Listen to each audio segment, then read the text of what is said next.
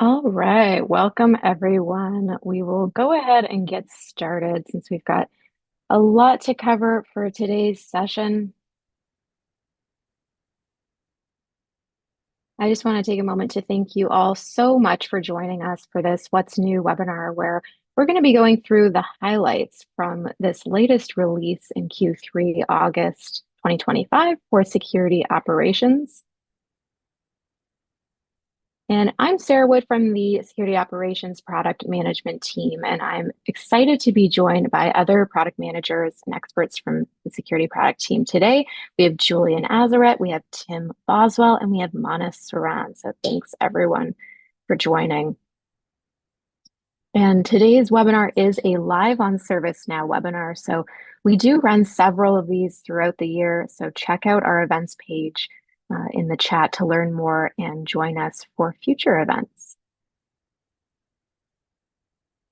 Now, just a few quick reminders here that number one, this webinar is really for you, and our goal is to share information and resources. We absolutely do want to address any questions that you have as we go through this session. So feel free to ask your questions in the Q&A within Zoom, and this just allows us to better track and respond to those questions and then follow up after the webinar if needed.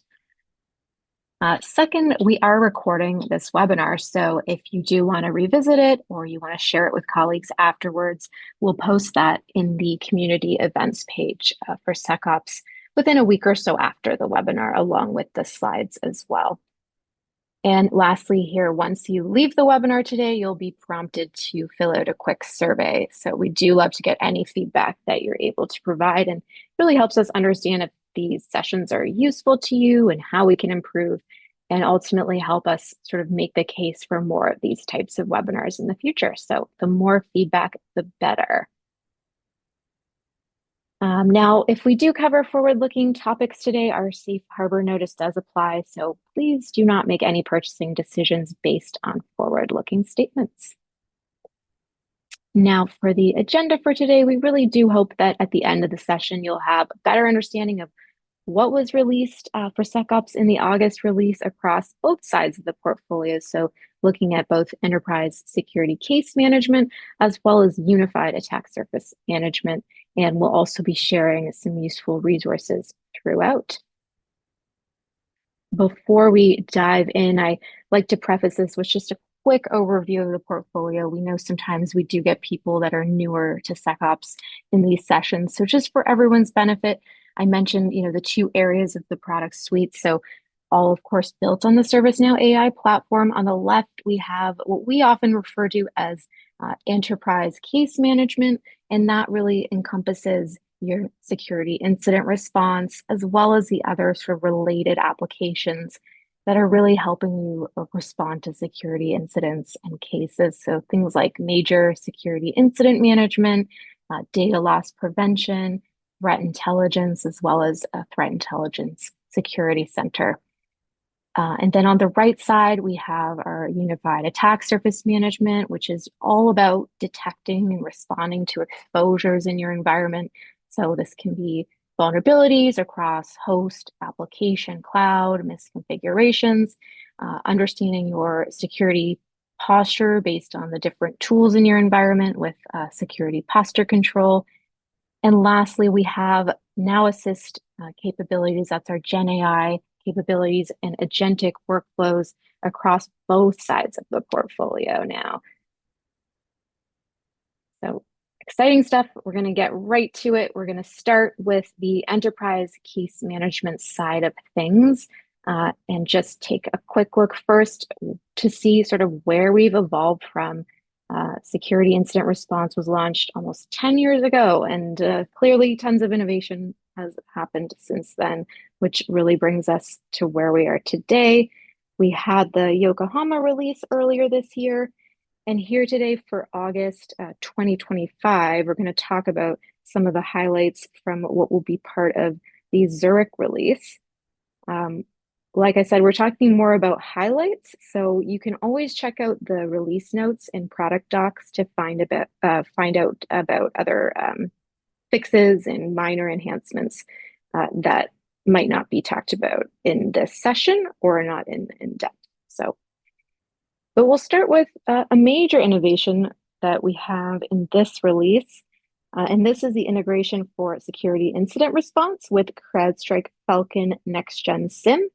So for those of you using CrowdStrike Next Gen, this is going to allow you to bring in those detections and associated events related to malicious emails or IP addresses.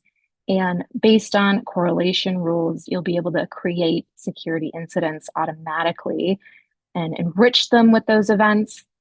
You'll see here just a bit of the guided sort of setup where you have the ability to configure things like field mapping of your alerts to security incident fields, filtering incoming alerts with ingestion criteria, and aggregating findings to create new security incidents or add to existing open ones. So really helping to avoid duplicates there, and ingestion scheduling for the integration.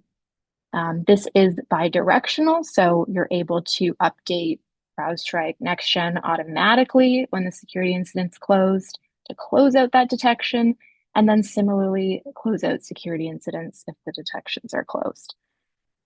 That bi-directionality also includes the synchronization of comments and work notes. So making sure you have that kind of full visibility of comments and work notes between SIR and CrowdStrike. It's a really exciting addition in terms of alert orchestration and having that full visibility and automated workflows within ServiceNow. There have also been some other integration enhancements worth noting on the security incident response side. And one is a new role to create and manage profiles for SIM integrations. So this is useful for those cases where the SN/SI admin is not able to create and manage those SIM integration profiles. So this is a special role that can maintain those, create, edit, delete the profiles for those integrations.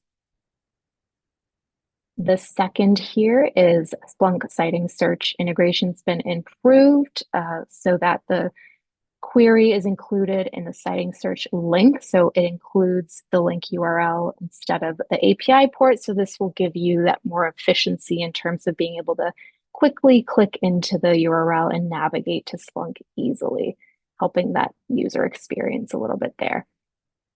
And lastly, some different improvements to the Splunk ES integration that I'll call out. So this now has the ability to update field values for notable events in Splunk ES, aggregate security incidents using the state fields, and it also has that bidirectional ability to update based on closure and then syncing the work notes and the comments between the two.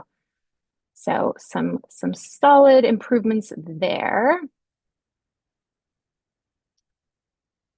And zooming out a little bit to look at some of the security incident response core capabilities that have been enhanced for August 2025. A couple exciting ones here some people might be interested in. So first is you can now bulk close security incident records.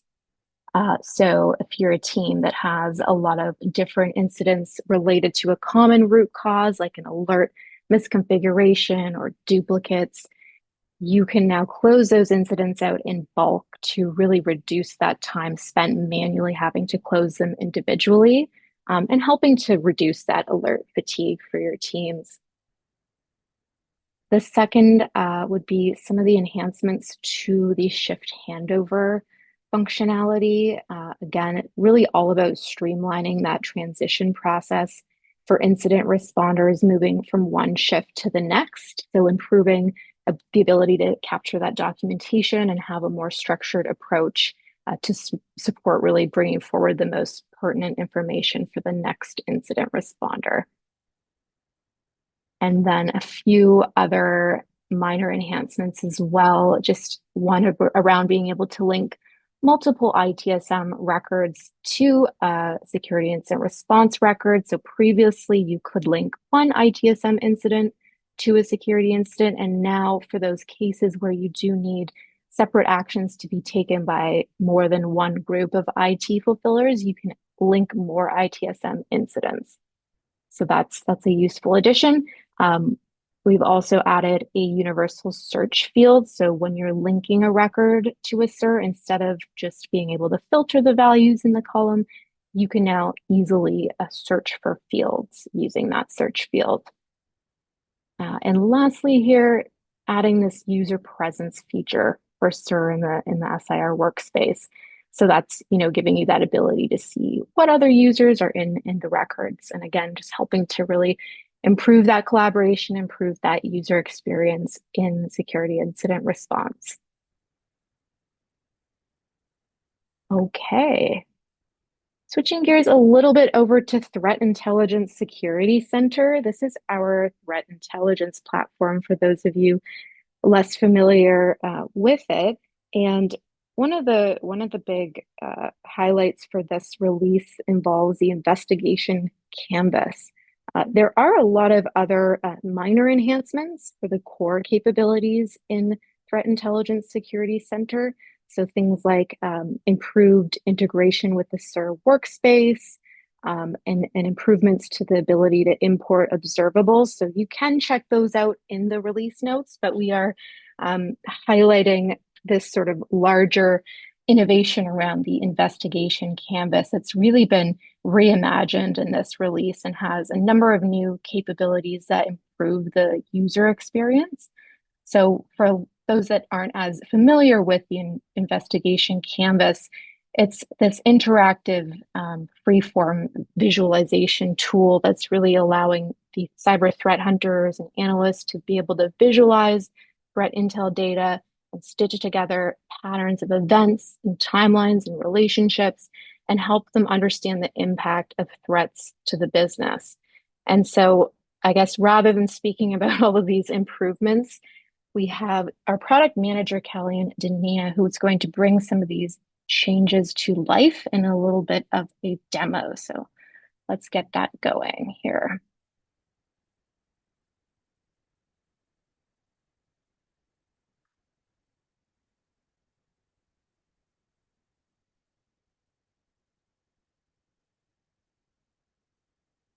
All right.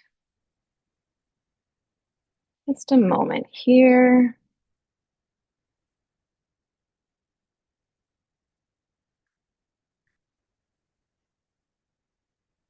Hi, I'm Kalyan Danina, Product Manager for Threat Intelligence Security Center. Let's see what we've added in August of 2025. So in this example canvas, you can see that now investigation canvas is more visual. It comes with colors for different nodes representing different entities. And we also have added option to show quick context of each of the node here. Let's see the highlights on what has changed here. So you can create canvas only nodes. I'll show that in a bit. You can group or ungroup nodes. You can clear entire canvas. You can filter. You can find on map. And there is a legend that is added to identify the nodes that are on the canvas. And we have added option to fetch all records at once. And also there is an option added to switch between the views because the real estate available to work on the canvas is not too much. So this switcher would help user flip between just canvas, or if they want to use MITRE framework to analyze their information.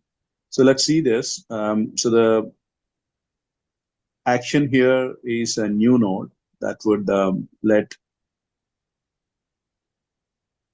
the analyst create a new node.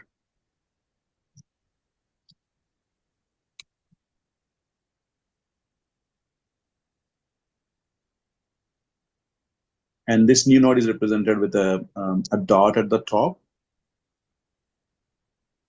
And they can be identified under artifacts if you are looking for them as canvas-only nodes under each of the list. And on this toolbar, you can see that the experience is refined. The minimap has come to the left-hand side bottom, and It's away from the toolbar so that they don't overlap with each other. And we have a clear canvas button, this case. So clicking on which it'll completely remove all the nodes from the canvas. An easy step for analysts to start afresh if required.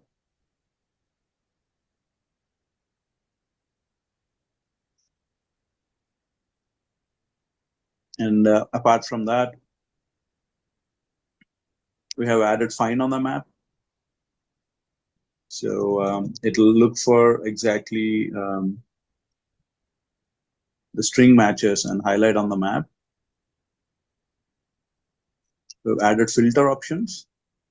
So in this case, if the analyst intends to analyze only a specific types of objects, they can go ahead and filter on these and just look for those records in this case.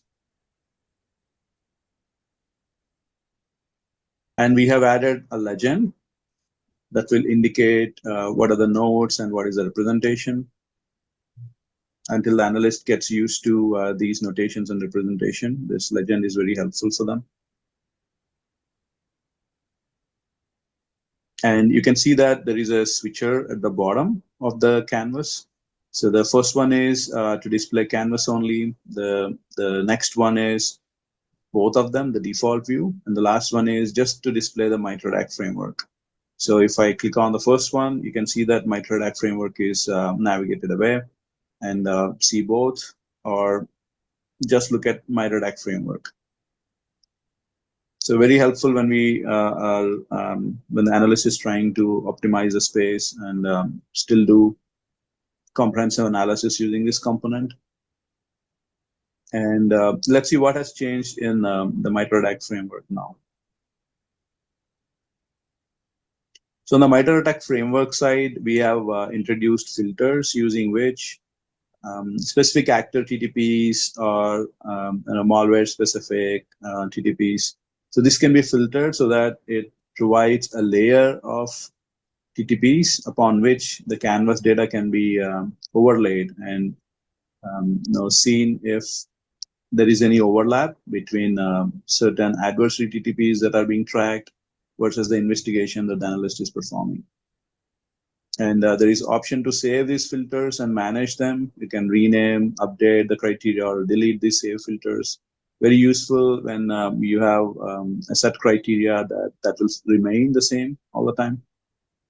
And also we have enhanced the MITRE card to show the nodes that have been selected on the canvas to provide the context on which nodes are you specifically analyzing on the MITRE framework.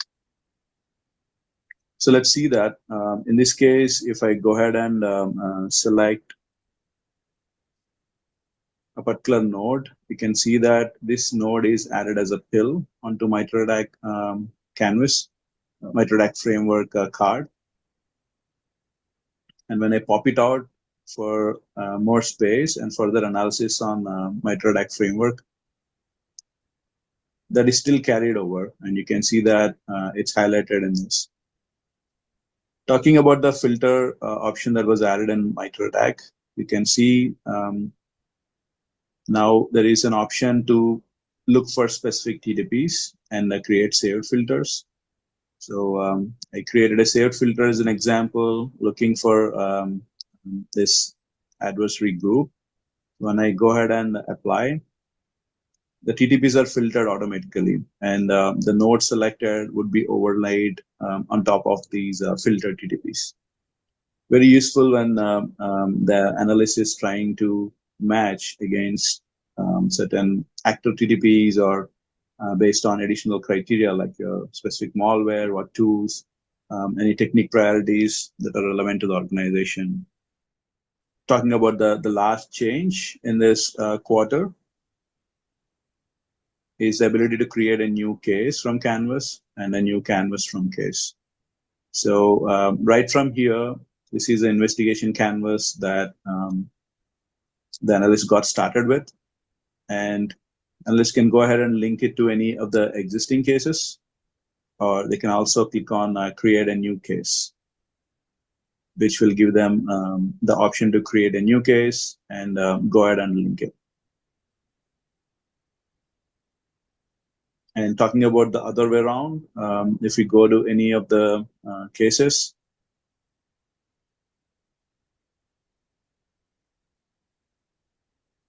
a case got created and artifacts are curated already. So now there is an option to go ahead and create a canvas or link existing canvas in this case.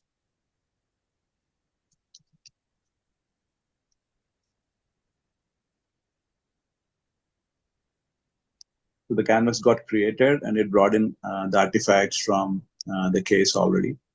And it's automatically attached to this case. Okay, I think that brings me to the end of this user demo. Thank you so much. All right, perfect. Thank you to Callian for that great demo. We're going to move right along into the one last thing that I'm going to mention on the security incident response side, and that is Now Assist. So again, our generative AI offerings on the security incident response side. So this is a little bit of a sneak peek into what's coming in the September release.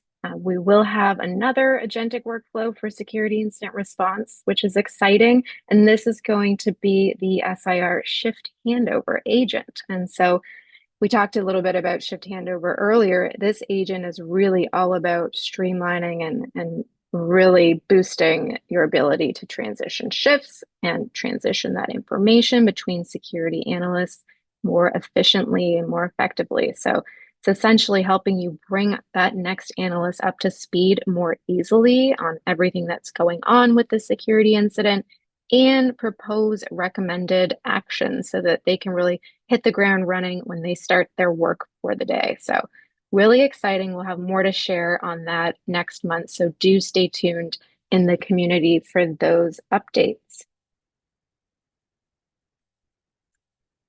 And now we're going to switch gears over to Unified Attack Surface Management, and I'll be handing it off here to Julian Azaret to take us through that. All right. Thank you very much, Sarah, and thank you everyone for joining me. I'm Julian Azaret. I'm going to tell you a little bit about what we have new in the Q3 August 2025 release for our Unified Attack Surface Management products. And actually, the first thing that we have new is not something that you'll see in the releases, but a name-changing announcement that I wanted to make. So we've been referring to this suite of products as Unified Attack Surface Management. And from here, we'll begin referring to them as, actually, Sarah, could you give me 2 clicks, please? Unified Security Exposure Management. So this is purely a naming change in how we refer to this suite of products. You won't see it in our product documentation just yet, but we'll be introducing this into our resources and documentation over the coming months. And stay tuned to the end because we have some very exciting release announcements around Unified Security Exposure Management and the functionality behind this. So, without further ado, our product line here has been going for some time since the Geneva release, making me feel a little bit old. Our August 2025 release is in the Zurich era, but as usual, you can always upgrade your security store applications independent of family release. We maintain N-2 compatibility. So first up, in this release, we've introduced a new ServiceNow developed integration, vulnerability response integration with Wiz.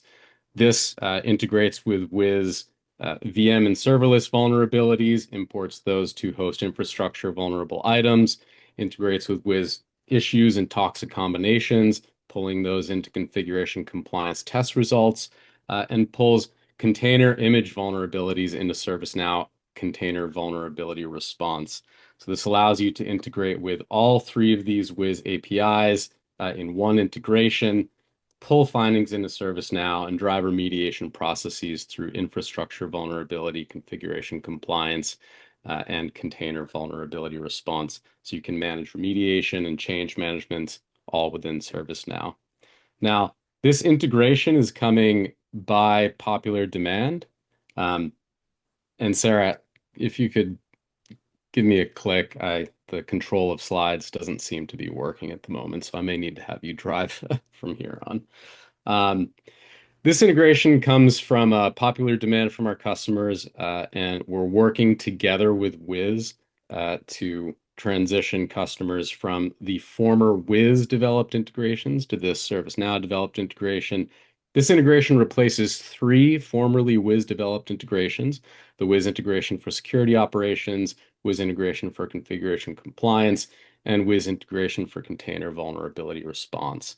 So we have a couple of links that I'd like to have you check out if you are a user of any of these Wiz integrations. We made an announcement about this transition on our community site, so please see the community announcement for a few more details. But we also have some very detailed migration guidance if you are a user of one of these Wiz developed integrations for how you can migrate to the new ServiceNow developed integration seamlessly. So please see those resources, which you'll find in our resources links. Next slide, please. All right, so back in core vulnerability response, we have a couple of very exciting, if more niche feature enhancements in this release. So something that our customers have been asking for a very long time. In this release, we introduced the ability to modify severity on CVEs, third-party entries, and application vulnerability entries independently of the VITs. So you can adjust the risk on the VITs by editing the CVE source severity, which will flow down to the risk score calculation from that. So if you have a different view internally on what the severity of a particular vulnerability should be, want to adjust that yourself over time, you can now do that and have that flow down to the VITs through risk calculation. We've also introduced the ability for Microsoft TVM integration to split the detection by solution. So this is only for the Microsoft TVM integration, but if there are multiple solution recommendations, you'll now be able to split those into unique VITs by that solution recommendation. For the Qualys integration, we've introduced population of the QVS score that now gets populated into CVEs, and you can also split host detections based on the info tag that we import from the Qualys integration. Next slide, please, Sarah. For a configuration compliance application, we've introduced a new parameter that gets pulled in from the Qualys integration database instance name. This allows you to configure test result granularity to include instance name if you so choose, so that you'll get multiple test results per instance, per unique instance value once those are imported into ServiceNow. So each once you configure this as a part of your key, each test result will correspond to a specific database instance. And all right. For security posture control, as a reminder, this is our tool which connects with all of your asset monitoring and security hygiene tools to allow you to centrally see your security control hygiene and run policy checks from ServiceNow. So back in May, we introduced a concept called asset profiles, which allows you to quickly filter to similar classes of assets to classify them for the policy requirements they might have and insights that you might want to manage for those assets. For example, make profiles based on operating system and host name patterns or any other asset metadata that you might be getting from the tools that you have connected with ServiceNow. We've introduced new out-of-the-box asset profiles in the Q3 release that are ready to be used. So in security posture control, you can use these asset profiles to filter and group assets based on their policy requirements. We've also introduced new out-of-box policies that can be added and activated for commonly used security tools like CrowdStrike, Microsoft Intune, SCCM, HCL, BigFix, etc. So have a look at security posture control for getting a centralized view of your security controls hygiene in ServiceNow. Now, for our software bill of materials offering within application vulnerability response, this release has been all about performance improvements. So we've introduced caching for frequently accessed data to improve the user experience when navigating to certain pages. We've also introduced new indexes on key tables and fields to improve query performance when navigating to lists and filtering. And then finally, we've introduced new jobs in our job framework to enhance throughput of processing of software bill of materials files. So our customers are using this more than we ever thought, and so we're improving the performance of this product to accommodate this high volume of use of software bill of materials and improve the throughput that you'll be able to get when you're feeding bombs through this application.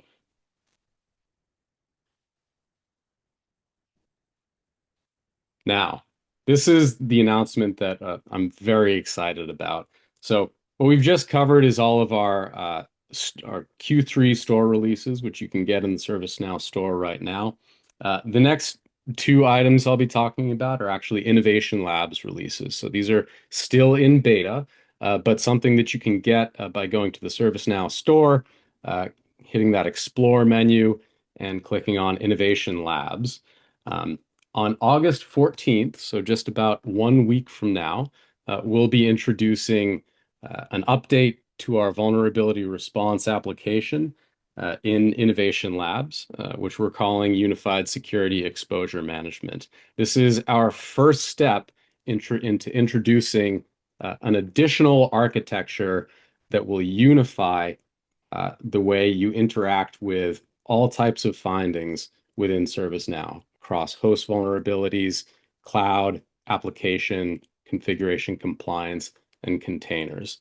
So our goal here is to make for a more unified experience, both for the administrator configuring these applications, as well as the analyst and IT remediation users setting up the rules for these and managing how remediation of all these types of findings happens within their environment. So in this first release, what we're introducing is our first two steps, a unified configuration experience and a new security exposure management workspace. Now, this unified configuration experience, if you're familiar with vulnerability response, configuration compliance, you know that we have a lot of automated rules that have common patterns across all of these applications. With this release, we're introducing one single place and one single user interface where all rules can be configured across all of our applications under this product suite. So for assignment rules, you'll have one user interface to configure assignment rules across infrastructure vulnerabilities, application vulnerabilities, container vulnerabilities, etc. This we think will be huge for implementations, for general day-to-day administration, and make it a lot simpler to interact with the configurations in now unified security exposure management. Now, the second is more for the vulnerability analyst and manager personas, our security exposure management workspace. This will provide a unified view of findings and metrics and analytics across vulnerability response, config compliance, application vulnerability response, container vulnerability response, etc. So one workspace where you'll be able to see data visualizations for all of these types of findings, browse around active findings for all of these applications. So we're very excited to introduce this. This is, again, just our first step towards unifying all of these products in the product suite under unified security exposure management. So head over to Innovation Labs, check out this release on August 14th, and we'd love to hear feedback from you as we go down this journey. A next Innovation Labs release this quarter. Again, very excited about this. Security posture control. In Innovation Labs this quarter, we're introducing a new API connector framework for the no-code creation of connectors with the asset monitoring and security hygiene tools that you might want for security posture control. So security posture control currently supports dozens of service graph connectors with tools like Intune, SCCM, Qualys, Active Directory to get asset data in to ServiceNow. But what happens if you use a tool that's not supported under one of these service graph connectors that's currently offered?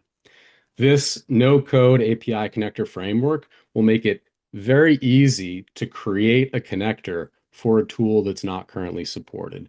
In a matter of minutes, you'll be able to create a connector to any tool with a REST API to pull in asset data and start to make use of that asset data in security posture control, in your policies, in your mitigation control coverage, etc.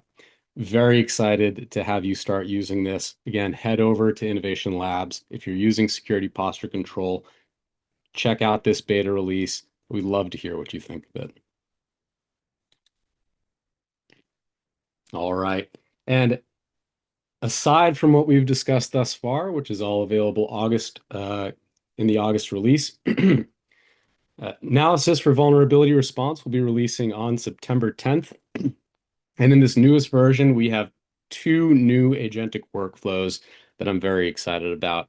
I think both of these have been asked for customers from longer than generative AI has existed. So I'm really excited that with generative AI, we've been able to create agentic workflows that meet these use cases. The first is IT Remediator Assistant. So if you've been working on fixing vulnerabilities for any amount of time, you may know that solution information is not reliably populated in vulnerability information that you might get from your scanner. This could be for a number of reasons. Either there isn't solution information or there are multiple solutions, and so it's not possible to pick a single preferred solution automatically. We're introducing a new agentic workflow that will help make remediation solution recommendations based on asset and operating system details so that you no longer have to worry about figuring out some way to pick the right solution in every circumstance. The IT remediator who's assigned the vulnerability can get a AI agent recommended solution based on their particular scenario for their asset and the details of that asset. Again, really excited that we're able to do this with generative AI. It's something that has been plaguing customers for a while and difficult to sort that out deterministically. So with our agentic workflows, IT remediators will be able to get a single preferred solution recommended for their particular scenario with their particular vulnerability. The next is, again, something that I've been hearing from customers for years. For the vulnerability response analyst persona, we're introducing an agentic workflow to help with deduplication of vulnerabilities across multiple scanners. So if you have multiple scanners that have scanned the same asset, you may have vulnerabilities from Qualys and vulnerabilities from Tenable that are actually two findings for the same vulnerability. And because third-party vendors don't reliably populate correlation information either between each other or to a CVE ID, historically it's been difficult to deduplicate findings across multiple scanners.